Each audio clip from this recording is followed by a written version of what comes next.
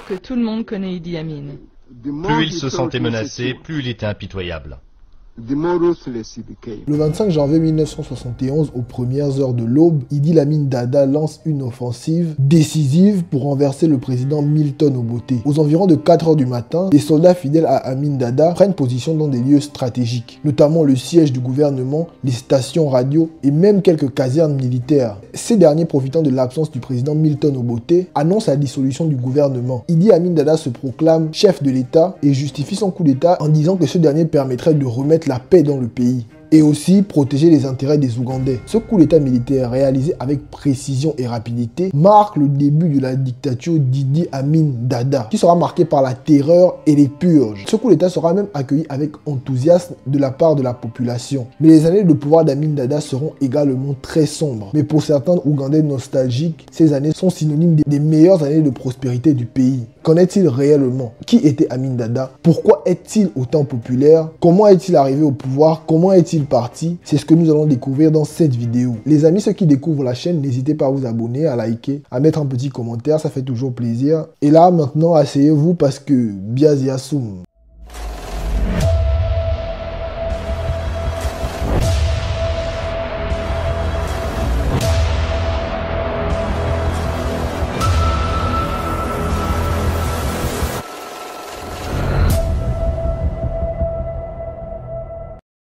L'Ouganda est un pays d'Afrique de l'Est colonisé par la Grande-Bretagne. Et en 1962, il obtient son indépendance. Mais, comme il y a toujours un mais, la Grande-Bretagne va laisser une constitution un peu bancale à l'Ouganda. Je vous explique, le pays est en principe fédéral. Mais toutes les régions du pays n'ont pas ce statut. Par exemple, les Baganda, l'ethnie la plus riche du pays, sont dirigés par un roi, le Kabaka Mutesa II. Ce roi est censé diriger le pays avec un premier ministre. À l'époque, c'est Milton Obote, un instituteur de formation. Mais la cohabitation entre les deux hommes est assez compliquée. Le roi Mutesa II est un roi assez controversé. Il cultive des traditions plutôt archaïques. Il exige par exemple que ses sujets s'agenouillent devant lui. Parfois même, il peut interrompre la circulation pour rouler au volant de sa Rolls-Royce. Il adore les grandes réceptions et il aime bien s'entourer de jeunes femmes, qu'elles soient blanches ou noires. Et d'ailleurs, il n'hésite pas à jeter certaines personnes dans sa piscine, dans laquelle il a des requins juste pour amuser la galerie. Le roi Mutesa II est également un amateur de whisky. Il arrive souvent en état d'ébriété à des cérémonies culturelles et religieuses, au grand désespoir de l'archevêque de Kampala. Kampala qui est la capitale de l'Ouganda. Malgré son charisme auprès de ses fidèles, son comportement exaspère beaucoup d'Ougandais. Et la cohabitation avec Milton Obote va commencer à s'envenimer.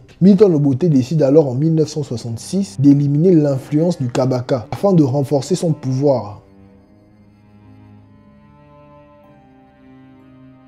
Le 22 mai 1966, il demande à ses soldats d'attaquer la résidence du Kabaka, le roi Mutesa II. Mais les fidèles du Kabaka s'y opposent en criant Kabaka Yeka, ce qui signifie vive le Kabaka, histoire de protester contre l'attaque envers le roi. Le président Milton Obote hésite alors à faire usage de la violence et c'est là que va venir en scène un homme, Idi Amin Dada. Amin Dada est un officier de l'armée ougandaise. Il occupe le poste de commandant adjoint des forces de l'ordre. Il est originaire de la région du Nil et il est également de l'ethnie Kakwa. Amin Dada est très grand, c'est une véritable force de la nature, mais surtout, il a été champion de boxe et d'haltérophilie. Il s'est hissé dans les rangs de l'armée durant la période coloniale, en servant notamment le King African Riles, un régiment colonial. À cette période, il est très proche du président Milton Obote. Et durant le renversement du Kabaka, Amin Dada joue un rôle central. Il fait preuve d'une grande brutalité et il obtient même l'autorisation de bombarder le palais, ce qu'il va réussir à faire. Mais durant ce bombardement, il y a un événement en particulier qui va se produire. Une tornade soudaine va apparaître, une tornade que beaucoup attribuent à un acte mystique, va apparaître au palais. Et le roi Mutesa II va profiter de cette tornade pour s'enfuir. Il va d'abord se cacher dans une maison voisine avant de s'enfuir au Burundi, puis en Grande-Bretagne. Malgré la chute du Kabaka, Milton Obote est furieux parce que son principal adversaire politique a réussi à s'enfuir. Idi Amin Dada sort grandi de cette expérience parce qu'il devient à ce moment-là le chef de l'armée et le bras droit limite de Milton Obote, qui sera chargé de réprimer toute opposition. Le duo Amin Dada et Obote sème limite la terreur dans tout le pays. Mais la relation entre les deux hommes va très vite se dégrader.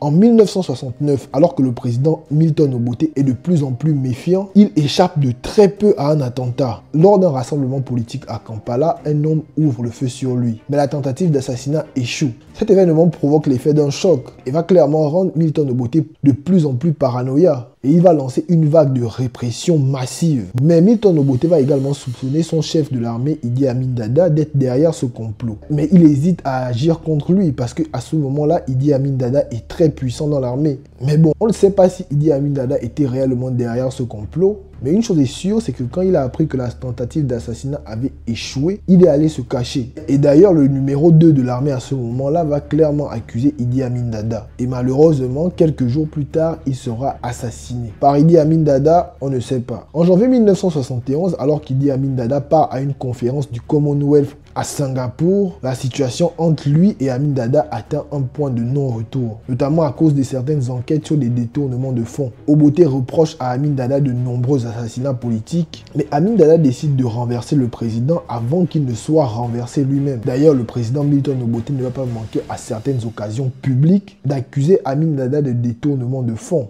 notamment avec des dépenses de 25 millions de shillings. Amin Dada va donc décider de mettre en place un plan afin de renverser le président Milton Obote. Le plan est d'organiser une embuscade à l'aéroport d'Entebbe pour accueillir le président Milton Obote avec une série de balles. Amin Dada décide alors de convoquer ses officiers supérieurs pour mieux préparer son coup d'état. Il présente alors le plan sur une maquette de l'aéroport. Mais bon, la femme d'un lieutenant impliqué dans la réunion parle trop et ça arrive aux oreilles du ministre de l'Intérieur. Ce dernier appelle Milton Obote, qui est à Singapour à ce moment-là. Et au moment où Milton Obote tente de réagir, il est déjà trop tard. Le 23 janvier 1971, Idi Amin Dada décide d'agir en premier. Bien aidé par des mercenaires soudanais et des soldats de son groupe ethnique, les Kakwa, il décide de prendre le contrôle de quelques points stratégiques, notamment l'aéroport et d'autres radios. Amin Dada lui-même se rend sur le terrain pour superviser toutes les actions de ses troupes. Pendant la nuit, les soldats d'Amin Dada, bien aidés par les Israéliens, prennent le contrôle de la quasi-totalité de la capitale, notamment les casernes militaires. La radio et les bâtiments gouvernementaux sont également pris d'assaut. Les soldats d'ethnie Acholi et Landji, fidèles à Milton Obote, hésitent même à agir parce que d'un côté, ils n'ont pas reçu d'ordre clair. Les hommes d'Idi Amin Dada prennent le contrôle de la présidence sans véritable résistance. Ils arrêtent les membres du gouvernement de Milton Obote et les font exécuter ou enfermer. Le ministre de l'Intérieur qui a appelé Milton Obote, il sera décapité et sa tête sera exhibée dans une caserne. Le 24 janvier 1971, alors qu'Amin Dada contrôle déjà la quasi-totalité de Kampala et les alentours, il diffuse un communiqué à la radio où il annonce que le régime d'Obote a été renversé. Et il dit qu'il a pris le pouvoir pour sauver le pays de l'anarchie et de la corruption. Et il a quasiment le même schéma que tous les putschistes. Il promet la tenue de prochaines élections et il accuse le président Obote de tous les maux. Mais bon, soyons honnêtes, le régime d'Obote était très en difficulté et il sombrait vraiment dans la dictature. Et le peuple qui était déjà épuisé par les années Obote accueille cette nouvelle avec un très grand enthousiasme. En vrai, il faut dire qu'ils étaient déjà fatigués des années Obote, qui devenaient de plus en plus autoritaires. Le peuple au début apprécie énormément Amin Dada parce qu'il se présente tout d'abord comme un homme simple et par-dessus tout, il est très proche du peuple. Ses premières actions sont très symboliques, il libère les opposants, il fait rapatrier le corps du roi Mutesa II qui était mort en exil et le fait enterrer sur la terre de ses ancêtres, ce qui marque fortement la population. Et il rassure tous les groupes ethniques parce que son gouvernement est composé de tous les groupes ethniques du pays. Mais Amin Dada s'éloigne très vite de ses promesses. Il commence à gouverner par décret et il commence à faire au peuple des promesses irréalisables. Il va par exemple se balader avec le ministre des Travaux publics, il va aller dans un village, il va clairement dire au peuple, regardez le ministre des Travaux publics, c'est lui qui va vous construire les routes, c'est lui qui va vous faire ceci, c'est lui qui va vous faire cela. Certes, ça part d'une bonne intention, mais Amin Dada est déconnecté de la réalité. Parallèlement, il y a des rumeurs de massacres de certains militaires qui circulent dans le pays. Et d'ailleurs, dès les premiers mois, Amin Dada fait une vraie purge au sein de l'armée. Il fait éliminer des soldats Landji et Acholi, qui sont des soldats qui sont soupçonnés d'être fidèles à Obote. D'ailleurs, Obote, à ce moment-là, il est en exil en Tanzanie. Les actes de violence d'Amin Dada font énormément peur à la population. Mais bon, il reste quand même très populaire grâce à ses discours et ses apparitions sur la place publique. Et sur le plan international, il continue de nouer des liens avec Israël, qui, rappelons-le, avait soutenu l'armée ougandaise sous Obote. Et ces mêmes Israéliens avaient même un peu soutenu Amin Dada pour son coup d'état. Pourtant, en 1972, Amin Dada rompt brutalement avec Israël. Il se tourne vers les pays arabes, notamment la Libye de Kadhafi. Dès le moment où il rencontre Kadhafi, il commence à se montrer très violent, vraiment très violent envers Israël. Il compare d'ailleurs Israël à Hitler Mais bon, la rupture avec Israël va marquer un tournant décisif de la politique étrangère d'Amin Dada, mais surtout une dépendance croissante envers les pays arabes. La même année, c'est-à-dire en 1972, il va prendre une décision très controversée. D'une volonté certainement nationaliste, il va expulser 30 000 Asiatiques, les Asiatiques qui à ce moment-là contrôlaient l'économie du pays. Mais bon, voyons l'autre côté des choses. Les Asiatiques là étaient considérés comme les rois du pays. Ils étaient même accusés d'exploiter les Ougandais. Ça me fait penser un peu aux Mauritaniens et aux Ivoiriens. Je sais que je suis pas mal regardé en Côte d'Ivoire. Mais ne m'attaquez pas, c'est juste pour prendre pour exemple. Amin Dada dit clairement qu'il veut donner l'économie du pays aux Ougandais. Mais vous imaginez bien que le peuple applaudit vraiment cette décision. Et le résultat en lui-même est assez mitigé. Des entreprises qui tournaient assez bien sont données à des Ougandais qui n'avaient pas forcément l'expérience. Parfois même, c'est même des proches d'Amin Dada qui s'emparent de ces entreprises-là, ce qui va entraîner un vrai désastre économique. Au fur et à mesure que son pouvoir s'installe, Amin Dada devient de plus en plus autoritaire et imprévisible. Par exemple, des milliers d'Ougandais disparaissent mystérieusement et de l'autre côté, il continue d'intensifier son culte de la personnalité. Sa gestion du pays est assez chaotique et son isolement international plonge littéralement le pays dans une spirale de violence. Et là, les Ougandais vont vraiment vivre des années difficiles.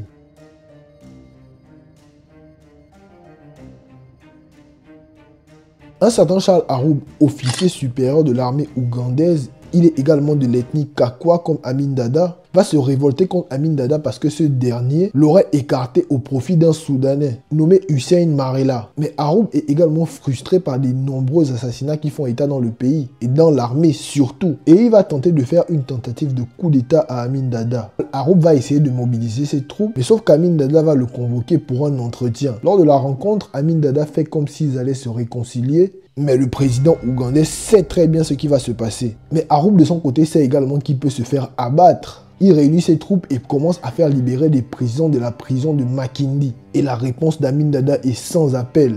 Il écrase les insurgés, il fait arrêter Haroub et le fait exécuter. Son corps est même retrouvé dans un hôpital complètement criblé de balles. D'ailleurs, Amin Dada va même se rendre à la morgue pour regarder son corps. Et ça va créer quelques tensions au sein de l'ethnie Kakwa, parce que les deux sont des Kakwa. Mais bon, la rébellion va également pousser Amin Dada à renforcer son contrôle sur l'armée. Amin Dada continue d'orchestrer des massacres au sein des ethnies Acholi et Langi. Les arrestations sont souvent suivies de tortures inimaginables. Par exemple, Alex Ojera, ancien ministre de Milton Obote, il sera traîné torse nu devant des ambassadeurs avant d'être torturé et fusillé sur la place publique à Kampala. Amin Dada va même créer des unités spéciales pour terroriser la population et consolider son régime. C'est le cas de la triste et célèbre State Research Bureau, qui sera chargé de réprimer toute opposition. Les victimes sont souvent torturées à mort et leurs corps sont souvent jetés dans le Nil. Les scènes horribles sont souvent orchestrées sous les yeux horrifiés du peuple. Par exemple, l'ancien maire de Masaka, Francis Valujembe, sera mutilé en public et il sera également exécuté par la même occasion. Amin Dada n'était pas bête, il faisait tout ça pour dissuader toute personne qui serait tentée de faire une potentielle rébellion.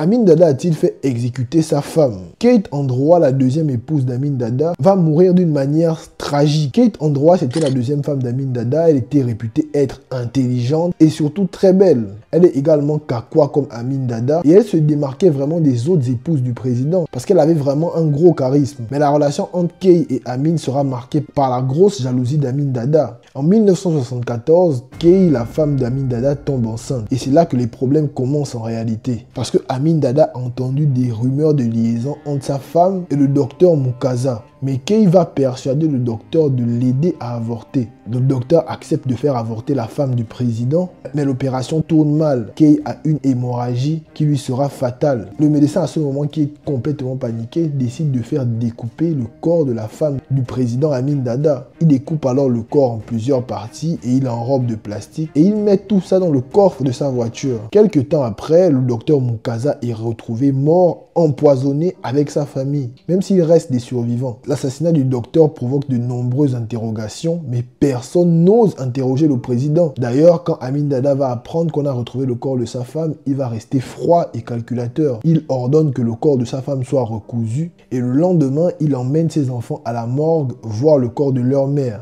Et il va se mettre à prononcer un discours glaçant en disant aux enfants « Votre mère était une femme de mauvaise vie. Voyez ce qui arrive quand on se détourne d'Allah. Les circonstances de la mort de la femme d'Amin Dada restent floues. Les circonstances de la mort de la famille de Mukaza restent également floues. Beaucoup de gens accusent Amin Dada, même si là c'est compliqué de déterminer si c'est réellement lui qui a joué un rôle important dans cette affaire. Mais si c'est le docteur qui a paniqué et qui a décidé de tuer la femme d'Amin Dada sans son accord, mais lui, qui l'a tué?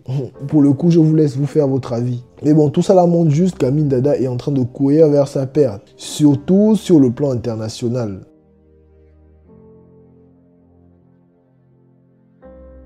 Le 27 juin 1976, un vol Air France qui relie Tel Aviv à Paris est détourné par des terroristes, 2 Palestiniens et 2 Allemands. Ces derniers prennent le contrôle de l'Airbus qui a atterri à Athènes et le forcent à aller atterrir à Entebbe en Ouganda, bien entendu avec la complicité d'Amin Dada. À bord de l'avion, il y a 248 passagers, en majorité des Israéliens. L'affaire est d'autant plus compliquée quand on sait que la relation entre Amin Dada et Israël s'était déjà dégradée des années auparavant. Les terroristes revendiquent leur appartenance à un groupe militaire palestinien. Ils exigent la libération de 40 prisonniers palestiniens enfermés en Israël et 13 autres prisonniers enfermés partout dans le monde. Ils fixent leur ultimatum et menacent de tuer les passagers à bord. Leurs demandes ne sont même pas considérées par l'État israélien. Et de l'autre côté, à l'aéroport d'Entebbe, les passagers israéliens et les non-israéliens sont séparés. Les non-israéliens sont donc lâchés en liberté et les Israéliens sont regardés captifs dans l'aérogare. Et de son côté, Amin Dada fait un peu mine de négocier avec les terroristes alors qu'en vrai, il les soutient.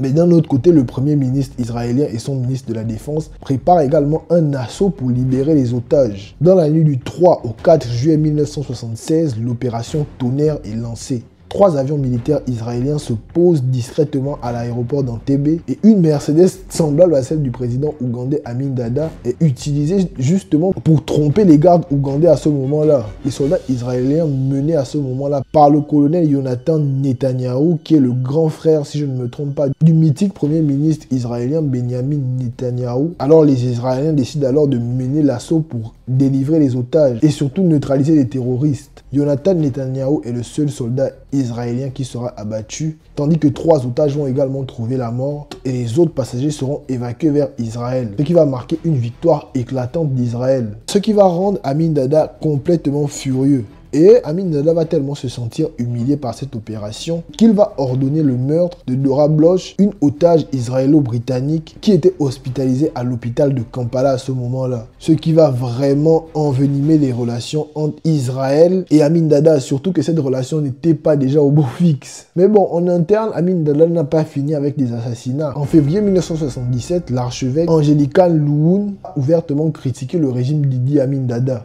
Et il va dénoncer de nombreuses atrocités du régime. Et il va exiger du dictateur l'arrêt des massacres dans le pays. Amin Dada, lui, qui va se sentir clairement affiché par ses propos, voit alors ses paroles comme un acte de trahison. Et le 17 février 1977, lors d'une réunion au Nil Hotel, Amin Dada accuse frontalement l'archevêque de préparer un complot contre son régime. L'archevêque est arrêté ainsi que 2 ministres, Erinayo Oyema et Charles Obot. Ils sont conduits dans un centre de détention où Idi Amin Dada lui-même va superviser leur exécution. Louhoun, qui est l'archevêque, sera d'abord bien battu avant d'être abattu par balle. Et pour dissimuler ce crime, Amin Dada va créer un faux accident de voiture. Mais bon, pour la communauté internationale, c'est l'assassinat de trop. Les pays occidentaux et les organisations chrétiennes condamnent fortement ces crimes d'Amin Dada. Et 1 an plus tard, le dictateur lui-même, il va provoquer sa chute.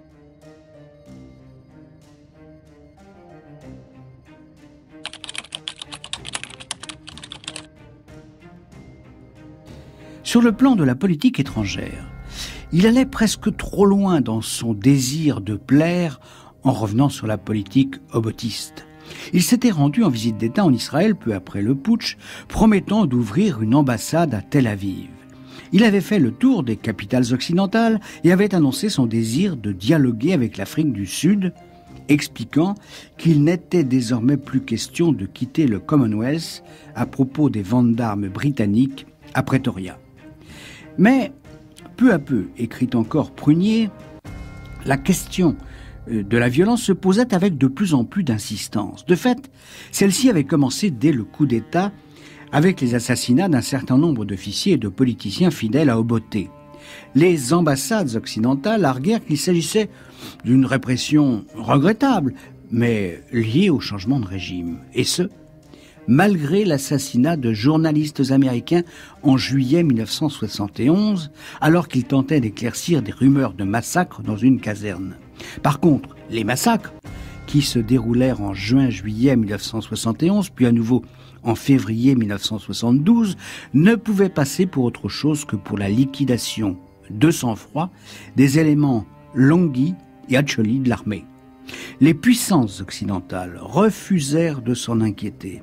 Il allait falloir le renversement complet de la politique étrangère du nouveau dictateur pour que son comportement domestique soit soudainement perçu d'une toute autre manière. Vous savez les amis, à partir où Amin Dada a commencé à se rapprocher de Kadhafi et des pays du tiers-monde, c'est vraiment là où les problèmes ont commencé pour lui et son régime. C'est vrai que depuis le début, depuis son arrivée au pouvoir, Amin Dada s'est souvent très mal comporté, mais là c'était différent. Comme par magie, certains médias occidentaux commençaient déjà à le dépeindre comme l'archétype du dictateur africain, celui qui est sans cœur. On allait même jusqu'à dire que c'était un cannibale, là encore sans véritable preuve, un peu comme l'affaire de Bokassa. En réalité, celui qui va renverser le régime d'Amin Dada, c'est Julius Nyerere, le président tanzanien. Et quelque part, il dit Amin Dada l'a provoqué. Depuis son arrivée au pouvoir en 1971, Amin Dada provoquait sans cesse le régime tanzanien de Julius Nyerere. La relation entre les deux présidents était très compliquée. Et le 31 octobre 1978, Amin Dada va franchir une ligne qu'il n'était pas censé franchir en principe. Il va demander à ses soldats d'envahir la boucle de la rivière du Kagera. C'est une région tanzanienne très peu peuplée. Et les troupes ougandaises à ce moment-là se livrent au pillage et détruisent aussi le pont Kiaka qui était isolé dans la zone. Amin justifie cette invasion en disant qu'il veut corriger les frontières coloniales. Mais ces actes sont en réalité perçus comme de la pure provocation. Julius Nyerere, qui était souvent connu pour son pacifisme, va décider de réagir avec la plus grande des violences. Petit rappel, Julius Nyerere a aussi joué un rôle dans la chute de Mobutu. Les troupes tanzaniennes vont donc s'allier aux opposants ougandais qui vivent en Tanzanie, notamment le FNLO, Front National de Libération Ougandais. Cette coalition présente une véritable force de frappe et arrive à repousser efficacement l'armée d'Idi Amin Dada. En réalité, Amin Dada avait également vraiment sous-estimé la Tanzanie de Julius Nyerere. Et très vite, les Ougandais sont dépassés par les événements. Et même malgré l'aide de Kadhafi, qui va envoyer un renfort considérable, les troupes tanzaniennes vont s'emparer d'Entebbe et ils vont encercler Kampala. Le 11 avril 1979, Kampala tombe entre les mains des soldats tanzaniens et des insurgés ougandais. D'ailleurs, même durant les combats, beaucoup de soldats ougandais vont clairement se rendre. Au moment de la prise d'assaut de Kampala, les rues seront vides, certains habitants vont même se cacher. Les insurgés vont annoncer à la radio nationale, même radio qui avait annoncé l'arrivée au pouvoir d'Idi Amin Dada, que ce dernier a été renversé. Amin Dada, lui, de son côté, va d'abord se cacher à Jinja, une ville à l'est du pays, avant de s'enfuir en Libye où il sera accueilli par Kadhafi. Mais Kadhafi, qui sera énormément gêné par la présence d'Idi Amin Dada, va l'envoyer en Arabie Saoudite où Amin va clairement vivre sa meilleure vie jusqu'à sa mort en 2003. Et il faut également préciser que Amin Dada ne sera jamais inquiété pour tous les crimes qu'il a eu à commettre. Amin Dada, un peu comme la majorité des dictateurs, s'est fait renverser parce qu'il se croyait déjà trop beau. S'il a décidé d'annexer la Tanzanie, c'est parce qu'il se croyait déjà limite invincible. Et surtout, n'oublions pas le rôle qu'a joué sa relation avec Kadhafi dans tout ça. Et quasiment un an après, Milton Obote reprendra le pouvoir du pays. Mais pour combien de temps? Parce que les périodes qui vont suivre seront très intenses. Dites-moi en commentaire si vous voulez découvrir la suite de l'histoire pour que j'aborde cette histoire la semaine prochaine. Les amis, dites-moi clairement ce que vous pensez de cette vidéo. En fait, Idi Amin Dada a fait tellement de choses en Ouganda, je n'aurais pas pu faire le tour, même si j'avais fait 1 heure de vidéo. Mais dites-moi clairement ce que vous en pensez. Sur ce, prenez soin de vous.